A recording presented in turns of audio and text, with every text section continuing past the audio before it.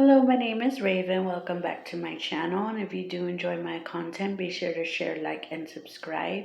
And today I'll be reading some poems by Edgar Allan Poe again from the complete poetry of Edgar Allan Poe.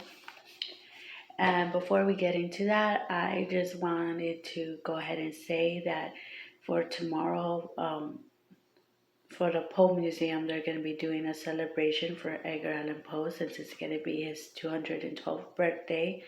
It's going to be live on Facebook and YouTube. You can look him up on Facebook at www.facebook.com/Poe Museum. And I think it should be really cool. They're going to celebrate his life and his stories.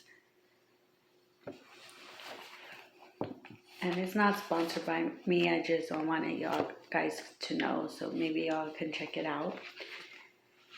And the first poem I'm going to read here is called Lenora.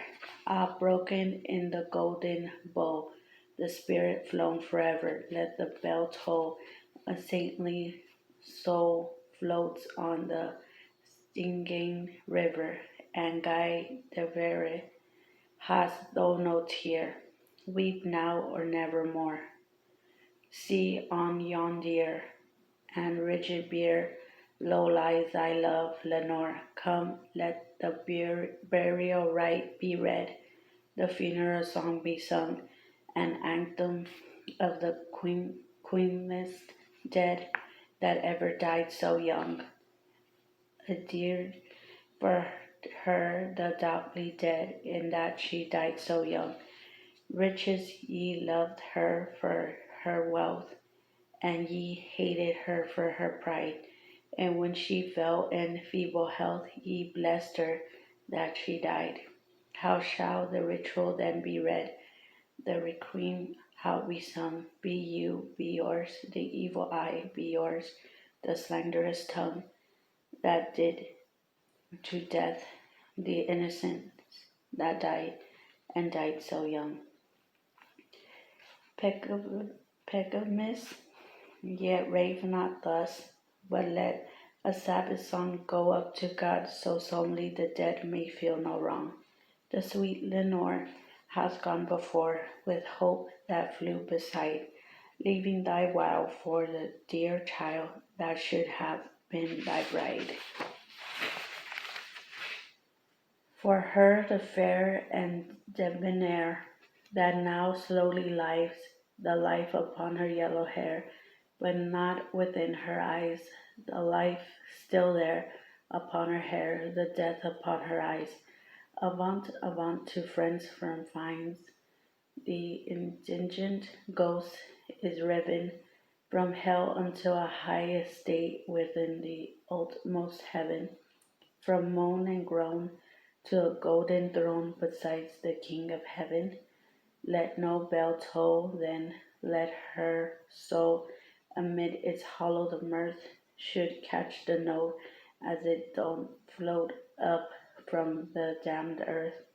And I tonight my heart is light, no dridge well I appraise, but waft the angel on her flight with a paean of old days.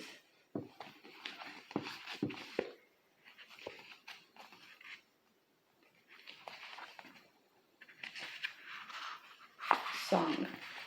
I saw thee on thy bridal day, when a burning blush came over thee. Though happiness around thee lay, the world all love before thee, and in thine eye a kindling light, whatever it may be, was all on earth my aching sight of loveliness could see. That blush perhaps was maiden shame, as such it may pass, though its glow hath raised a fiercer flame in the breast of him. Alas, we saw thee on that bridal day, when the deep blush would come o'er thee. Through happiness around thee lay, the world all love before thee.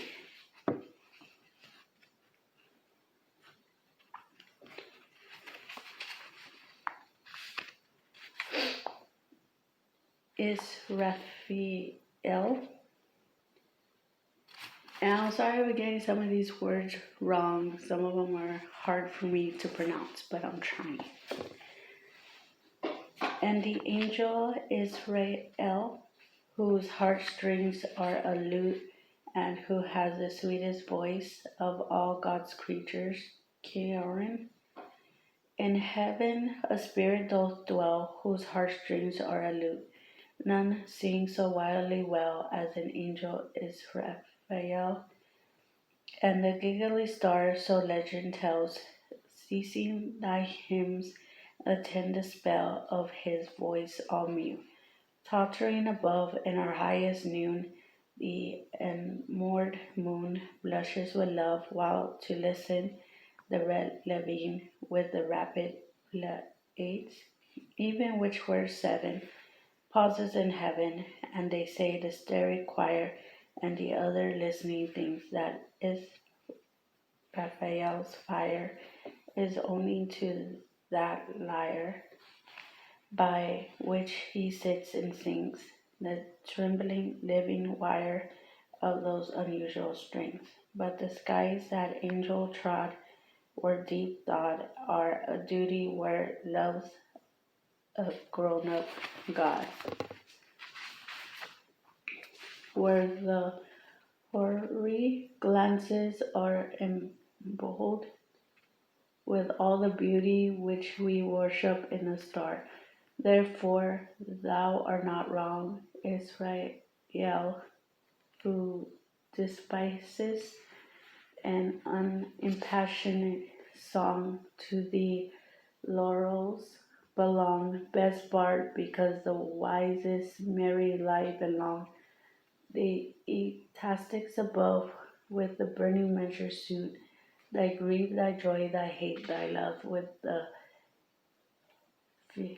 fever of thy lute, well may the stars be viewed. Yes, heaven is thine, but this in the world of sweets and sours, our flowers are merely flowers, and the shadow of thy perfect bliss is the sunshine of ours. If I could dwell where Israel hath dwelt, and he where I, he might not sing so wildly well a mortal melody, while a bolder note than this might swell from my lyre within the sky.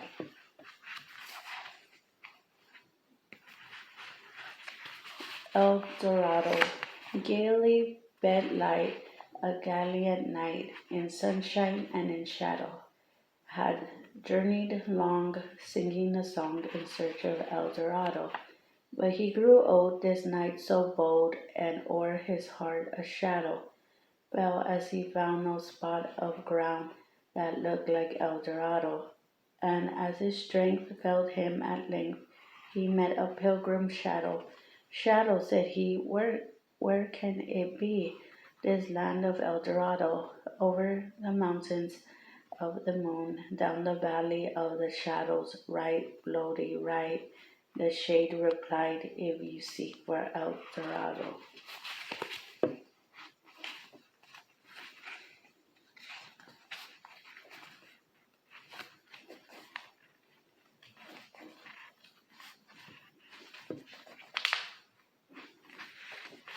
Sonnet, silence. Those are some qualities, some incorporated things that have a double life, which thus is made a type of that twin entity which springs from matter and light.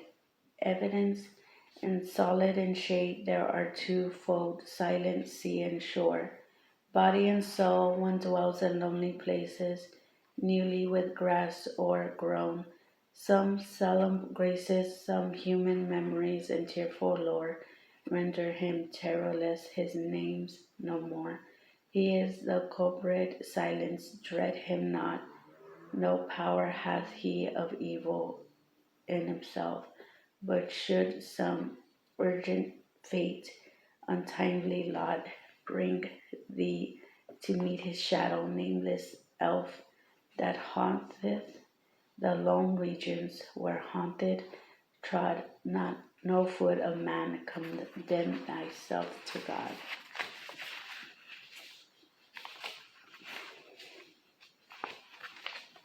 And the last one I'll be reading is for Annie. Thank heaven the crisis, the danger is past, and the lingering illness is over at last, and the fever called living is conquered at last.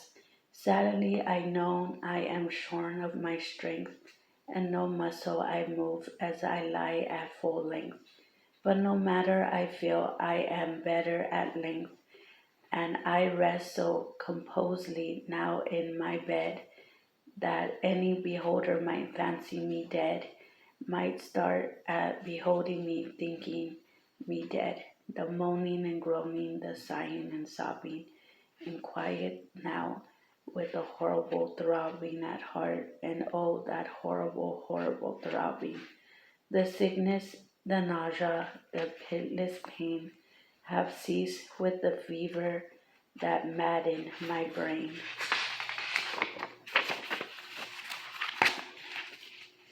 With the fever called living that burned in my brain, and all the torture, the worst has abated, the terrible torture of thirst for the naphthaline river of passion accursed. I have drank of a water that quenches all thirst, of a water that flows with a lullaby sound from a spring but a very few feet underground, from a craven not very far down underground. And ah, let it never be foolishly said that my room it is gloomy and narrow my bed, for man never slept in a different bed, and to sleep you must slumber in just such a bed. My tranquilized spirit here vainly repossesses, forgetting or never regretting.